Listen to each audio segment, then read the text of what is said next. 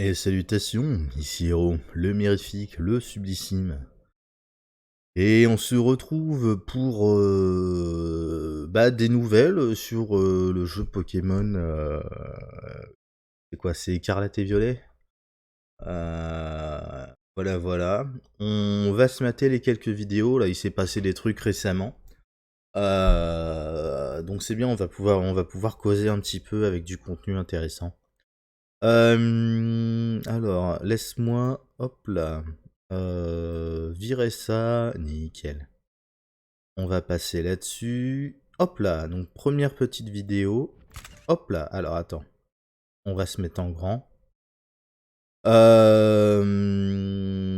Il s'est passé, alors sur Twitter, Pokémon, donc les Twitter officiels de Pokémon, qu'on posté des photos de zones, comment dire, en gros de cailloux, d'arbres, des endroits de paléa avec des marques de peinture dessus.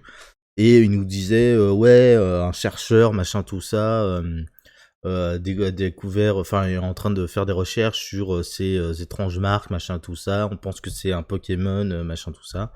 Et donc là, c'est la vidéo de présentation du dit chercheur. On va en causer après, mais je veux qu'on se regarde ça avant. J'ai parcouru la région. Donc là, en gros, il est en train de nous expliquer en mode ranger, en mode photographe animalier. Et il veut observer. On l'appelle Tag-Tag. Tag-Tag. Je me suis donc aventuré loin dans la forêt. Je suis très fan du nom. Apparemment, on aperçoit souvent des Tag-Tag là où des motifs ont été dessinés. Quand je suis tombé sur celui donc là, ils sont vraiment RP. Ils sont en mode, vraiment RP quoi. Avec le mec qui est un chercheur animalier dans le monde des Pokémon, tout ça.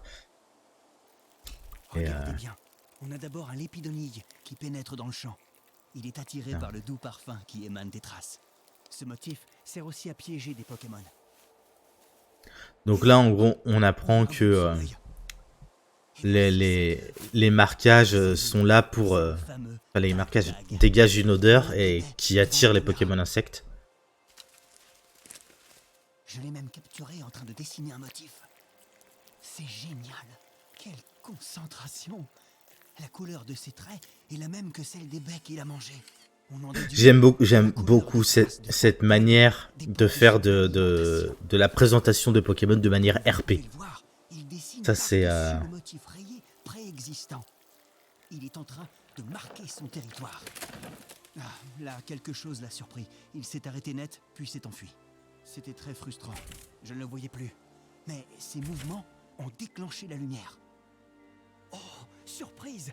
Voici Tag-Tag en plein milieu du champ de ma caméra de secours. Tag-Tag, un petit singe slash lémurien. Qui est inspiré du Aïe, un espèce de... Bon, ça doit être un marsupial. Marsupial qui est connu pour avoir une gueule dégueulasse et qui est en voie d'extinction, je sais pas quoi. Donc voilà. Ensuite, la petite vidéo de présentation de Tag-Tag. Hop là. Donc là, présentation beaucoup plus dans la logique des trailers de gameplay, machin, tout ça. Donc de type poison normal, ce qui est assez intéressant en termes d'avantages de type, tout ça. Les arbres peinturlurés, c'est des trucs qu'on va voir en jeu, ça c'est assez cool. Alors à voir si... Ah bah... Déjà. Alors attends. On va se mettre... Hop là. À voir si y a différents motifs selon les différents endroits, tout ça. Mais ouais, non, pour rester sur la première vidéo, moi je suis très très content de ces vidéos, comme je dis, vraiment pensées façon RP. Alors ils ont déjà fait des tentatives comme ça, hein. Il y avait eu un espèce de live à la con pendant 24 heures pour épée bouclier où on voyait un morceau de forêt et pendant 24 heures il y avait des images de la zone de forêt où de temps en temps on voyait passer des Pokémon. Et ils ont dévoilé comme ça, entre autres, merde, comment il s'appelle? Le Ponyta de Galar, qui était de type fée. Et ouais, moi je trouve ça très très fun à faire. Je pense que c'est une manière de communiquer qui devrait réitérer plus souvent. C'est-à-dire avoir donc des chercheurs, des Pokémon Rangers, des trucs comme ça, qui parcourent les régions et nous présenter les Pokémon comme ça en fait. Et voilà, je suis dans la région enfin je suis dans la région qui s'appelle comme ça, dans la région de machin là, donc la Paldea. Donc je suis au niveau de la plaine bidule truc, dans la région de Paldea, et je suis en train de faire des observations, et oh regarde, un Pokémon, machin, alors il s'appelle comme ça, et puis on le connaît pour avoir tel régime alimentaire, pour être territorial, pour être machin, pour être bidule. C'est un truc qui, moi, perso, me fait kiffer. Et ça serait très cool qui commence à réimplanter dans le jeu, enfin à réimplanter, à réimplanter dans le jeu normal le principe du Pokémon Ranger, qui est un métier en fait, hein, qui est là pour l'observation, la préservation de la faune et de la flore. C'est un truc, en termes de communication, je trouve ça plus intéressant et moins chiant en fait, de le faire de façon RP que de le faire comme ils font avec des bandes annonces un peu. Autant tu vois, le tout premier trailer pour Écarlate et Violet, il était très très cool. Les trailers suivants, c'est vraiment dans un format jeu vidéo que je trouve un peu chiant en fait. C'est vraiment en mode je suis là et je te vends un produit. Et c'est dommage. Parce que là, il te vend aussi un produit, hein, il te vend le jeu, mais il te le fait pas de manière putassière en fait. Il te raconte une histoire. Il te raconte l'histoire justement du ranger qui est là, qui est en train de faire ses petites recherches et oh là là, un Pokémon, waouh, trop bien. Et ça, c'est des trucs. Moi personnellement, j'aurais adoré qu'on me vende les premiers jeux Pokémon comme ça. Et même sans ça, c'est le dessin animé Pokémon. Si on était dans une logique comme ça, vraiment de découverte du monde, tout ça, je trouverais ça excellent, quoi. Parce que bon, je veux pas dire, mais les aventures de Sacha qui collectionne les badges et qui veut faire les combats, tire l'arigot, moi ça m'emmerde. Ça m'emmerde parce que ce qui m'intéresse dans Pokémon, c'est pas les combats, si tu veux. C'est capturer les Pokémon, c'est les collectionner, et puis toute la diversité des Pokémon derrière. C'est ça qui m'intéresse. Et je serais du genre à regarder les putains de documentaires animaliers de 2 à 4 heures, exclusivement, enfin qui parlent que de Pokémon en fait. C'est ça pour moi le délire, l'avenir de Pokémon qui m'intéresserait. Donc voilà. Donc voilà. Et il y a eu un autre truc qui est sorti il y a 4 heures là. Ça, alors, ça va être un peu rapide. J'ai pris celui en français. Hop là. Attends, on va le regarder une fois comme ça, et puis on va faire des arrêts sur image après parce que il se passe plein de trucs. Là, tu vois les Pokémon, bidule. Là, tu vois des extraits de map. La map a l'air hyper détaillée, c'est assez cool. Et là, il te raconte l'histoire des 3 voies différentes dont il va parler. Donc le premier, en gros, c'est affronter la Team Star. Qui sont des étudiants dissidents, machin, tout ça, là. Donc il va y avoir les bons élèves contre les mauvais élèves. Mauvais élève, un très bon son de Doc Soso pour ceux qui connaissent. Meloko, la chef de la team Star, qui a un charisme de fou furieux. La meuf, elle est basée as fuck. Elle a des bottes dégueulasses. Mais j'adore sa coupe de cheveux, elle est vraiment basée as fuck, quoi. Deuxième voie, donc avec Pepper qui lui veut faire des recettes de cuisine. Il va nous faire affronter des Pokémon dominants. Donc comme dans Soleil et Lune, je suis très content qu'il garde ce principe de Pokémon dominant. Euh, c'est une très très bonne idée. Poète, poète, poète, poète, poète. Et la troisième voie qui est la voie du maître.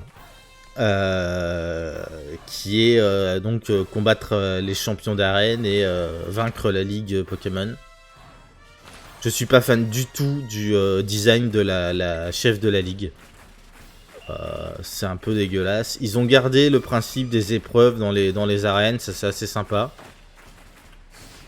Avant d'affronter le dresseur. Pareil, son cara design à Colza là, je trouve dégueulasse.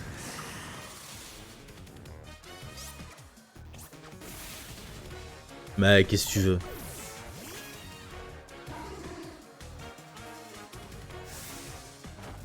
Il a appelé son simularbre le Véritarbre. Parce qu'en fait, c'est un simularbre, mais Terra Crystal de type plante. Du coup, c'est. Parce que le simularbre est un Pokémon de type roche. Donc à la base, c'est un faux arbre. D'où le nom Simule Arbre. Et là, il devient de type plante grâce à la Terra Cristallisation. Ça, c'est cool. Un champignon. Plein de Pokémon. Là, on voit aussi deux autres Pokémon qui ont l'air badass. Bon, c'est vraisemblablement des Pokémon exclusifs à chaque version. J'espère que c'est pas des légendaires parce qu'ils sont. Ils ont vraiment des gueules de. Comment on appelle ça? De Super Sentai. Voilà. Le crabe a l'air basé aussi. je le trouve assez sympa. Donc voilà. Alors attends. On va reprendre ça dès le début. On va virer le son. Hop là. Pouette, pouette, pouette. Hop là. Les photos. Donc là, les photos, c'est les trois voies qui proposent. Et un propos d'introduction. Donc on a des Ramolos. Là, on voit Menzi. On descend le grand escalier de l'Académie. Alors, l'Académie Orange, ils sont dans la version écarlate. Patati patata. La ville vraisemblablement sera explorable complètement. Là, on voit des. Merde, j'ai oublié son nom au petit éléphant là. Mais la préévolution de Pachiraja.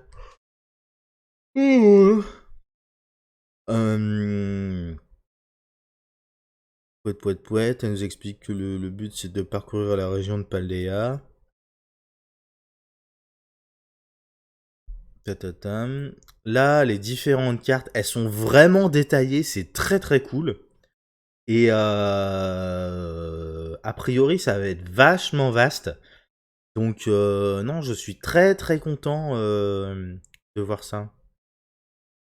Il y a un système, la définition comme destination, c'est un système de boussole comme on trouve dans plein de jeux. Ça permettra de pas trop se perdre, ça c'est assez cool. Ensuite, bah, il nous propose les trois voies. Donc, premier objectif Stardust, poussière d'étoiles. Réduire en poussière la Team Star. Affronter les élèves rebelles. Alors, en termes de Kara Design, ils sont un peu nazes. Honnêtement, je les trouve pas ouf. Ce casque est un peu dégueulasse. Je suis fan des lunettes en forme d'étoile, par contre, c'est assez fun. Mais le reste, tu vois, ils ont un design nul des colliers. Là où ils auraient pu avoir un design justement plus axé motard, machin, tout ça. Un peu dommage. Je suis assez fan, par contre. Tu vois, truc des colliers. Mais peut-être avec un peu de chance, tu vois, ils vont avoir différents cara design. Parce que tu vois, je crois que celle qu'on a vue juste avant, attends, je vais vérifier. Hop là, ah non, elle est en short. Non, j'ai rien dit, je pensais qu'elle était en jupe. Ah, souris, la souris, reviens, allez. Bah fuck alors. Bref. Hop là. Et donc ouais, Kara Design, c'est un peu dommage qu'il soit resté sur un look élève. Même, tu vois, la nana avec les manches retroussées jusque-là, ils auraient pu avoir des trucs vraiment plus motard, machin, tout ça.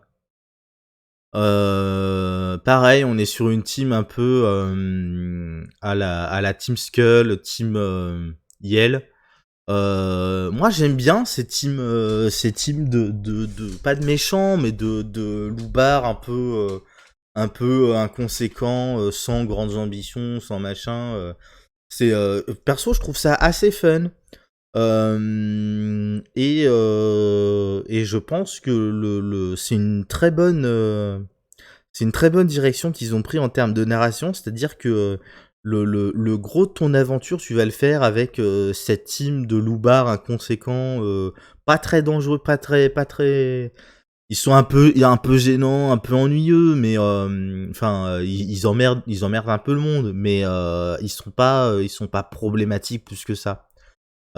Et d'avoir pour la trame principale, celle qui va introduire les grands légendaires, les machins, les bidules, les trucs un peu plus profonds. Là, une team de grands méchants avec de très grandes ambitions, le machin, tout ça. Je pense que c'est une très très bonne direction qu'ils prennent avec ça. Et je pense que c'est une bonne direction pour réécrire les anciens, parce que tu le sais peut-être, mais moi je suis beaucoup dans la fanfiction et ce genre de trucs, et c'est vrai que mes histoires dans le monde des Pokémon, j'aime bien, par exemple la Team Rocket, c'est la plupart du temps les sbires de base, c'est des loupards un peu comme ça, ils sont pas très dangereux, mais dès que tu rentres dans les mecs un petit peu haut placés, voilà, là tu rentres vraiment dans un truc plus conséquent. Pareil, Team Magma, Team Aqua, pour moi c'est des teams alors pas des écologistes, mais des éco-terroristes on va dire. Mais bah, les petits sbires de base, c'est des loupards de merde en fait. C'est des petits gens du coin qui s'occupent en se donnant un genre, voilà. Là où les grands chefs de l'organisation sont plus conséquents. Team Galaxy, je crois, pour quatrième génération. Honnêtement, je les connais pas. J'ai jamais joué à la quatrième génération, donc c'est ça qu'il faut que je fasse aussi. Donc je les connais pas, mais je pense qu'on est aussi sur des trucs comme ça. J'ai joué à la cinquième génération et là c'est pareil.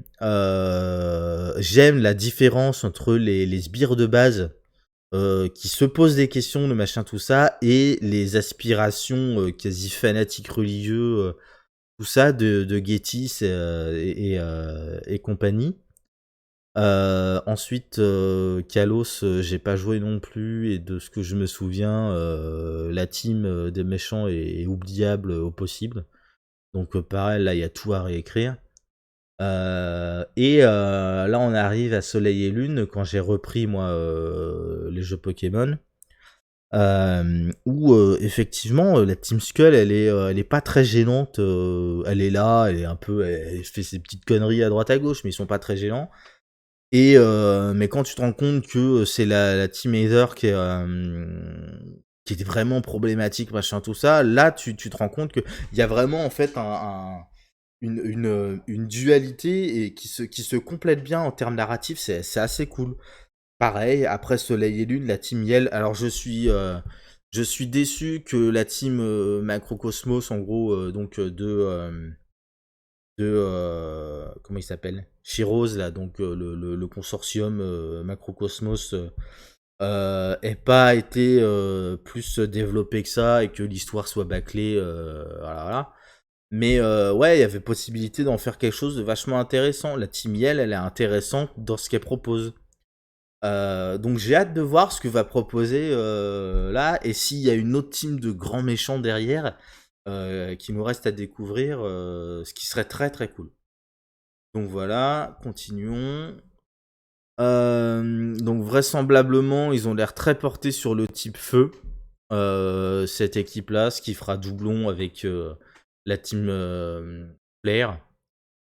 Meloko, comme je dis, qui est basée as fuck, elle a un chara design qui est ouf, je trouve. Vraiment ouf, hein. Ses bottes, elles sont dégueulasses, mais vraiment dégueulasses. Mais je suis très très fan de la combi.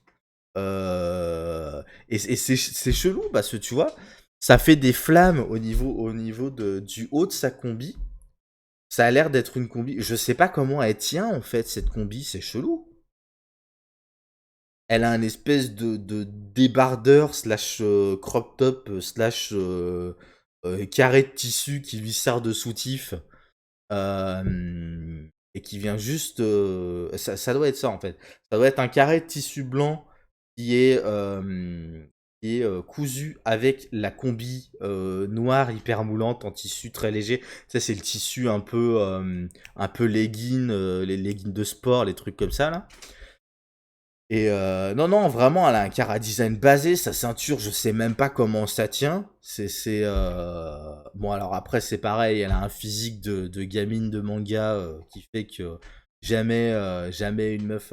Elle a l'air d'avoir quelque chose comme 16 ans, mais elle a un physique de gamine anorexique de 12 ans, quoi. C'est un peu chelou. Le collier autour du cou qui est pareil, qui est une espèce de ceinture chelou énorme. C'est assez sympa. Sa coiffure, elle est ouf. Ses gants, là, d'un côté, ça lui prend tout le bras, de l'autre côté, ça lui prend juste la main, avec un design ouais, de flamme, de machin. Elle a les bagues et tout. Non, vraiment, elle est oufissime.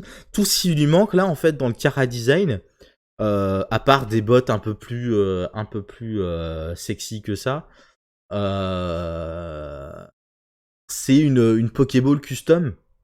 C'est une Pokéball personnalisée qui colle avec son style. C'est un truc, moi je le dis depuis des années, hein, mais la possibilité de customiser le design des Pokéballs que tu donnes enfin, dans lesquels tu captures tes Pokémon, moi c'est un truc que ça fait des années que j'en ai envie, quoi. Enfin, déjà, moi ma collection, je la fais exclusivement à la Lux Ball. Donc voilà. Mais non, vraiment, pouvoir customiser les Pokéballs, pour moi, c'est un truc qui manque et qu'il va falloir qu'ils implantent un de ces quatre, hein. Ah putain, t'as vu ça? L'effet de flamme dessiné derrière sur le machin, c'est ouf!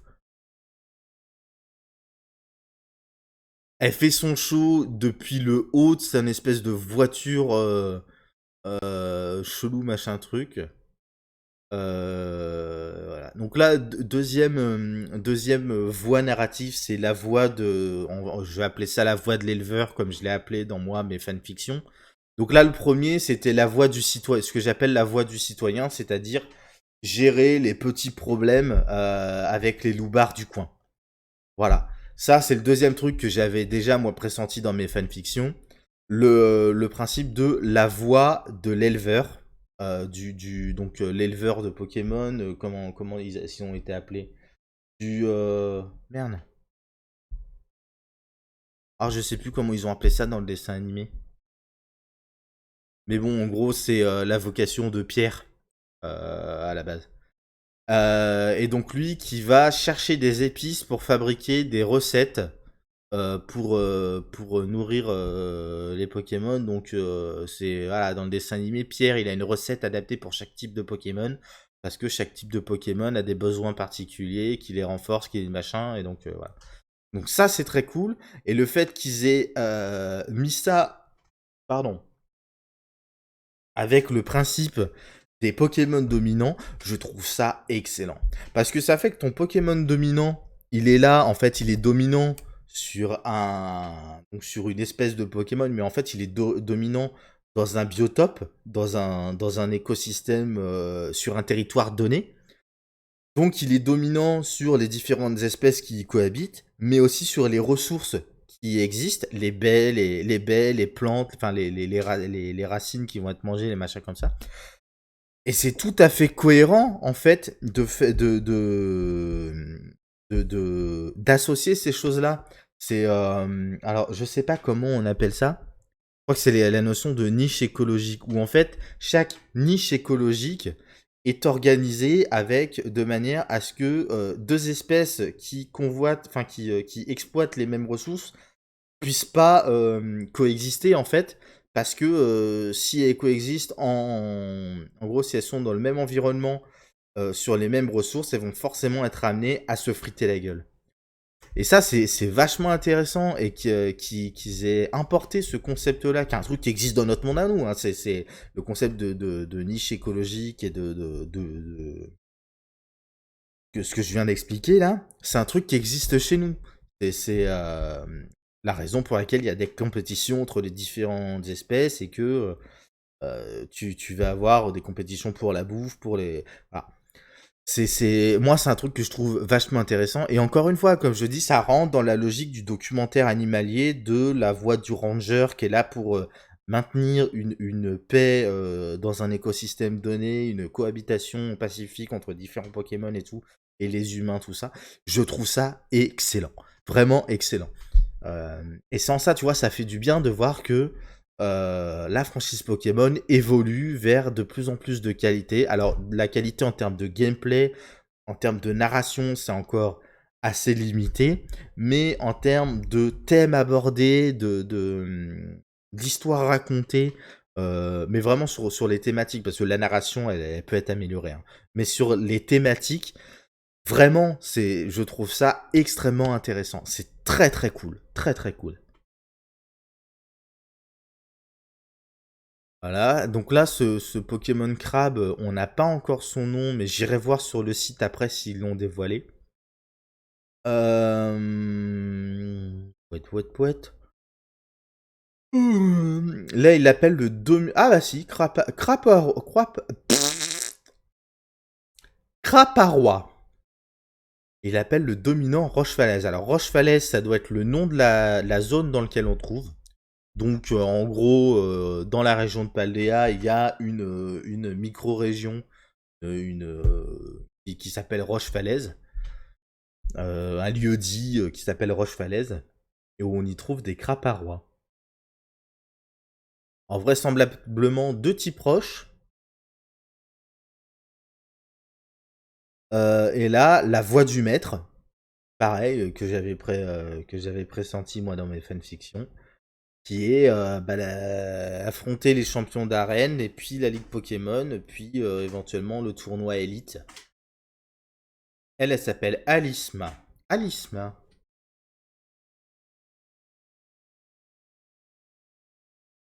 Je sais pas, c'est intéressant comme prénom, mais ça fait un peu bizarre quand même. Je sais pas. Je suis très fan du reflet dans ses yeux. C'est mélange de bleu et de jaune, c'est très très joli sur le noir. C'est très très joli. Je suis pas trop fan de son Chara design par contre, pour être tout à fait honnête. Mais ah, je sais pas. Je pense que c'est le temps de m'y faire. Le temps de me faire au Chara design. C'est non, ses chaussures sont démesurées. Je sais pas, j'ai un problème. J'aurais fait les cheveux plus longs. Elle a un. Étant donné qu'elle est très grande et très filiforme, j'aurais fait des cheveux plus longs pour donner de la densité. Parce que là, fait très déséquilibré en fait. Tiens, c'est marrant. Ça ressemble beaucoup en termes de Cara design. Alors en beaucoup plus filiforme, hein, parce que Elzamina, elle avait de belles hanches. Mais ça ressemble beaucoup au Cara design de Cancrelove, je crois qu'il s'appelle sur Pokémon. Ouais, je trouve ça assez cool. Pareil, tu vois, Cancrelove, elle avait alors genre d'antenne slash cheveux chelous là, qui pareil prenait bien toute la longueur de son corps et donc venait accentuer le côté grand et filiforme en y rajoutant de la rondeur qui fait... Cela, ça fait vraiment une tige avec une boule au-dessus, en fait. C'est un peu dommage. En termes de Cara design, moi, j'aurais pas validé un truc comme ça. Menzi, qui a l'air d'être une dresseuse intéressante et compétente, ça, c'est cool. Euh, C'est assez cool de voir d'ailleurs qu'on a plusieurs rivaux, ça je l'ai déjà dit, hein. Mais ah tiens, d'ailleurs on n'a pas vu, comment elle s'appelle? La dernière, la Penny. Donc c'est Penny en anglais, Peña, je sais plus comment c'est en français.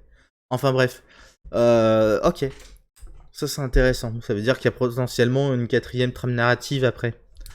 C'est une trame narrative cachée qu'on nous dit pas encore. Mais ouais, intéressant et hâte de voir ce que ça va donner cette histoire avec Mendy. Ah, les examens d'arène, pas grand chose à dire. J'aime bien les animations des Pokémon, là c'est intéressant. Il y a plusieurs animations de course que j'ai vues derrière.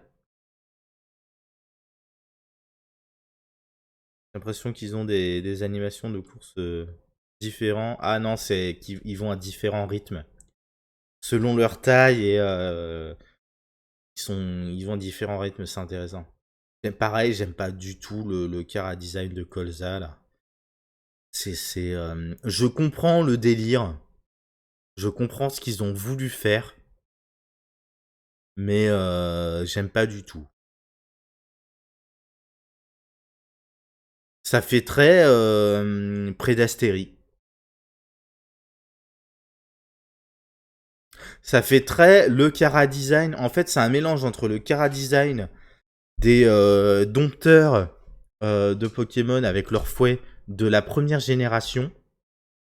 Et le Chara Design qu'avait James dans la série Soleil et Lune quand il avait quand il était sous le poison du Prédastérie.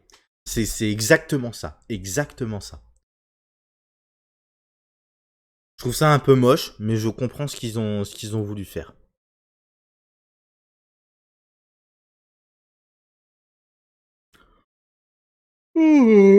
Pardon.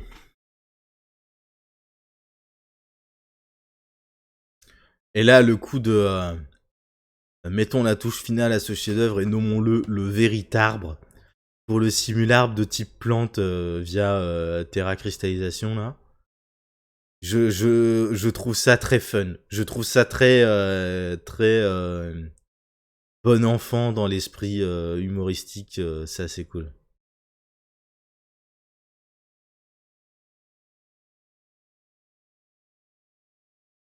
On a le nom d'un autre champion d'arène, je pense. Ah non, ça doit être le nom du joueur.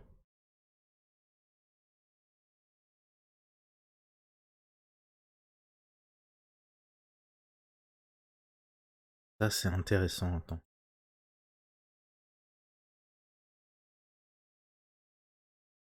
La map va être vraiment, vraiment grande. Ça, c'est très, très cool. Très, très cool.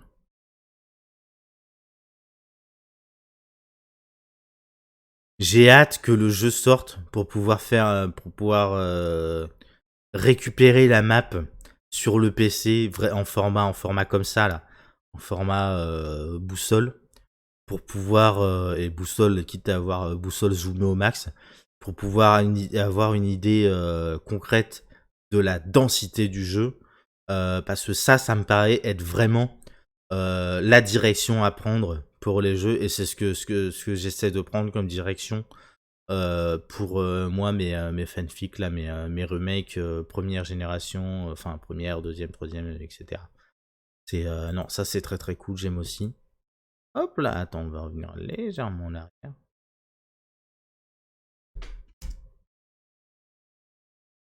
Hop là, alors attends, pouet pouet pouet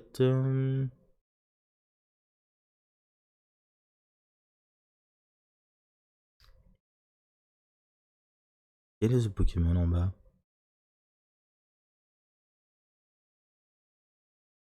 Un Magikarp. Ok. Exagèle.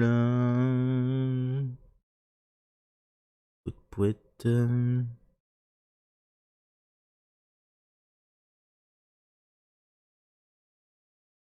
Je regarde s'il n'y a pas des infos cachées en fait.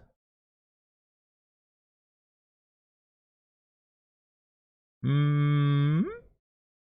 J'ai un doute sur ce que c'est que ça, les Pokémon. Alors, si tu vois pas la souris, deuxième image en partant du haut à gauche. Donc, deuxième image en partant vers la gauche.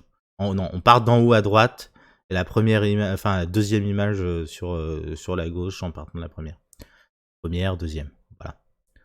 Je sais pas ce que c'est ces Pokémon. On dirait des Pikachu-like, mais ça doit être autre chose. Je suis pas certain de savoir. Là, ça doit être un Tédur, ça. Là-bas derrière, je sais pas ce que c'est. J'ai du mal à l'identifier. Et là devant, ah, ça doit être l'éléphant vu de face avec les oreilles en l'air. Ok, donc c'est pas des trucs nouveaux. Hum. Enfin voilà, pardon. Hop là, continuons. C'est fini. C'est fini. Pouet, pouet, pouet.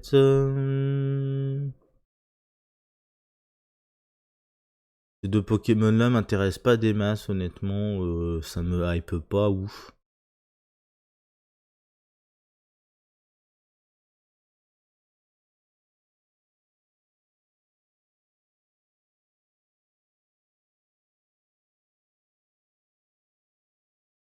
Ok. Mm. Non, mais c'est assez cool. On va aller se faire un petit tour sur le site. Alors attends 2 secondes. Hop là. Je fais ça en deux. Hop là.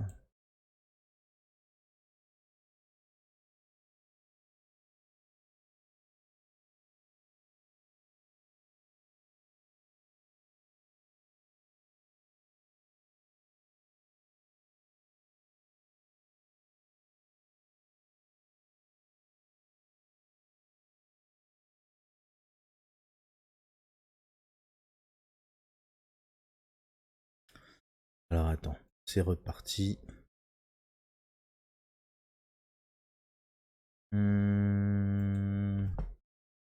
Alors. Ah bah tiens. Qu'est-ce qu'on n'avait pas eu l'occasion de voir encore Terra Cristal. Nouvelle forme. Coraidon. Coraidon. Là. Formenage et mode aquatique. Ok. Intéressant. Là. Paysage immense de la région de Paldea. Alors ça c'est très très cool. La map est sortie en format ultra HD, machin tout ça. Là.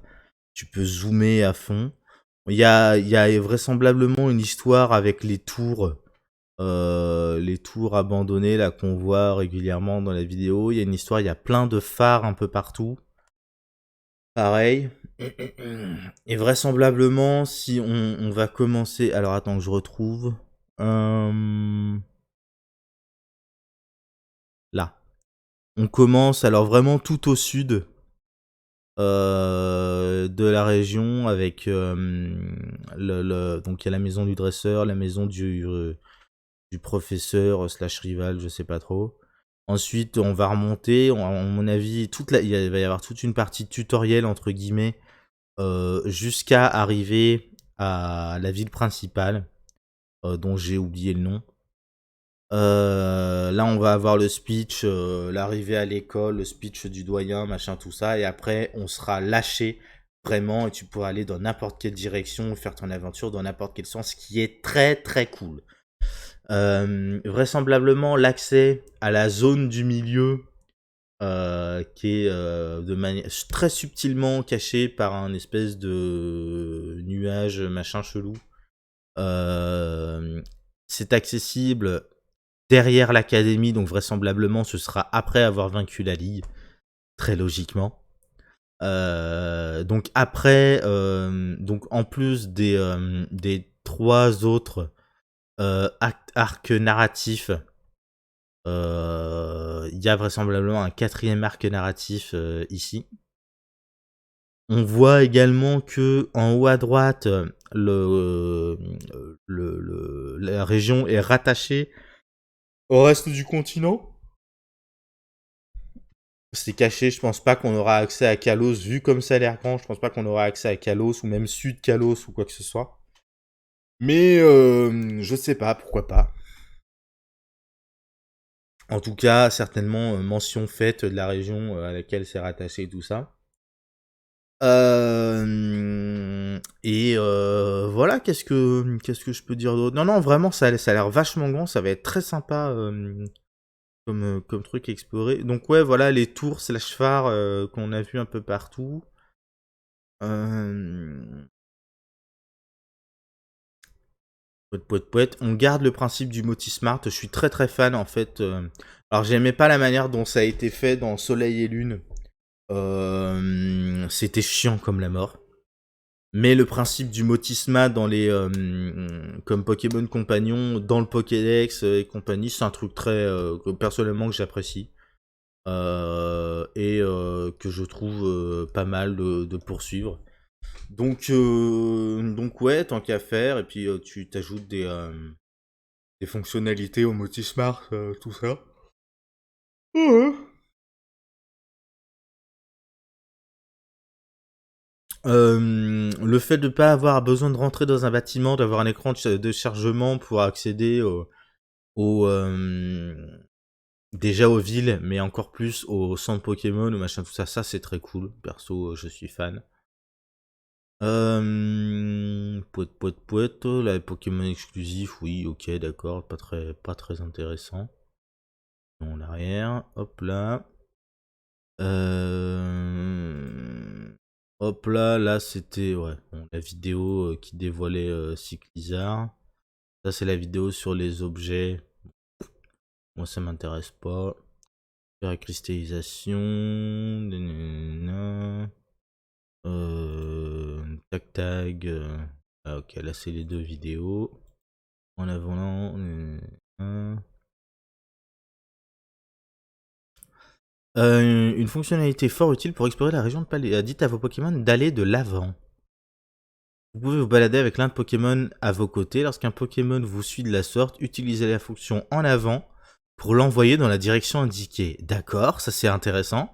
Le Pokémon ainsi dépêché ramasse tout seul les objets se trouvant dans la zone et peut même déclencher des combats auto avec les Pokémon qui sont près de lui.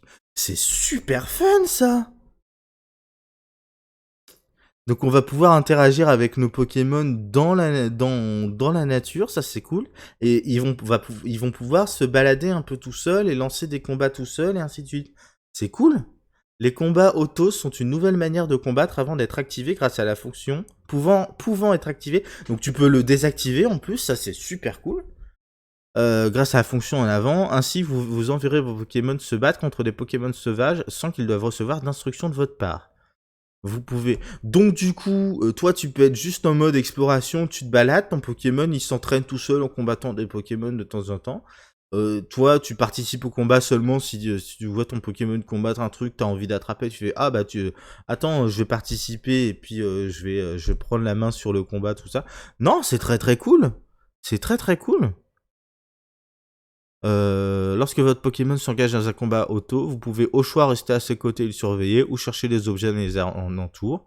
En mettant KO des Pokémon sauvages lors de combats auto, votre Pokémon peut aussi gagner des objets, des points d'expérience et exploiter pleinement cette nouvelle fonctionnalité afin d'explorer chaque recoin de la vaste région de Paléa avec vos Pokémon.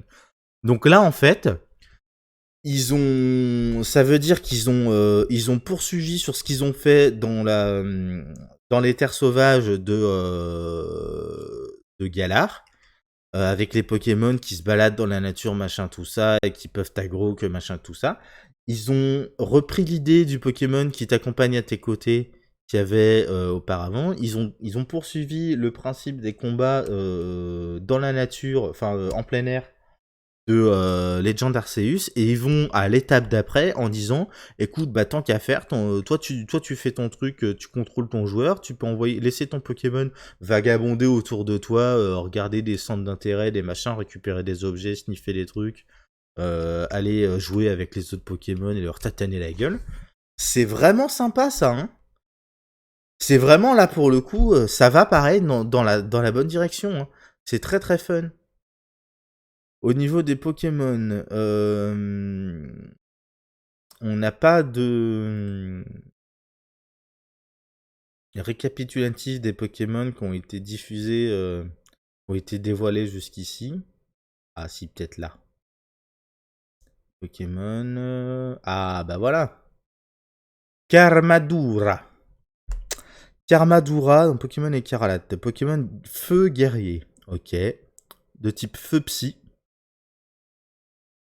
1m50 pour 85 kg. Ok.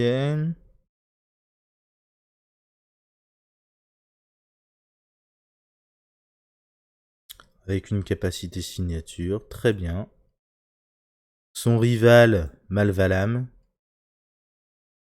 Pokémon Feu Breteur. Il est au type Feu Spectre. 1m60 pour 62 kg.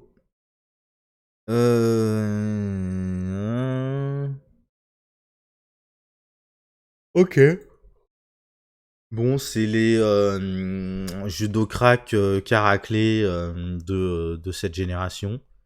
C'est Taignon Kikli, c'est tous ces Pokémon-là qui vont par duo. Riff et Vipère, tout ça. Balbalès qu'on avait vu, que je trouve très fun.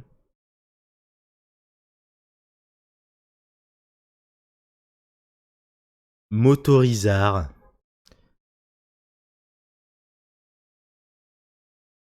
Ok. Il y a Patachio. Pareil, je trouve assez fun cette logique des Pokémon pâtisserie qu'ils ont lancé avec Crémy Alcrémy et Charmilly, pardon. Enfin, qu'ils ont lancé. Non, ça existe depuis plus longtemps, mais... Non, c'est assez fun. Je pense que les premiers, c'était sort bébé, sort boule, sort boule, sort bouboule. Mais assez fun, hâte de voir s'il a une évolution ou pas. Ensuite, on a Tac Tag. On l'a découvert aujourd'hui. Ok. Craparois. Hum, hum, hum, hum, hum.